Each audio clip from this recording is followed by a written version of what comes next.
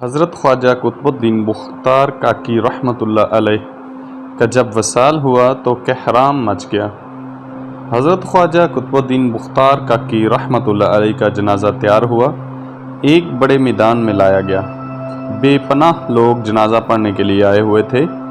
انسانوں کا ایک سمندر تھا جو حد نگاہ تک نظر آتا تھا۔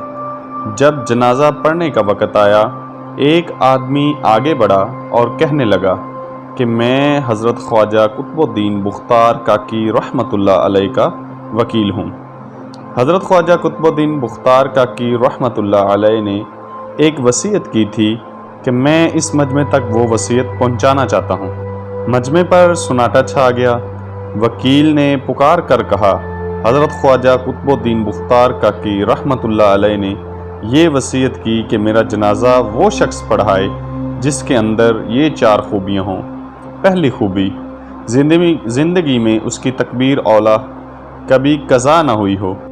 دوسری خوبی، اس کی تہجد کی نماز کبھی قضا نہ ہوئی ہو۔ تیسری خوبی، اس نے کبھی بغیر وضو کیے آسمان کی طرف نہ دیکھا ہو۔ چوتھی خوبی، اتنا عبادت گزار ہو کہ اس نے عصر کی سنتیں بھی کبھی نہ چھوڑی ہوں۔ جس شخص میں یہ 4 خوبیاں ہوں وہ میرا جنازہ پڑھائے۔ یہ بات سنائی گئی تو مجمع پر ایک ایسا سناٹا چھایا کہ جیسے مجمع کو سانپ سونگھ گیا ہو۔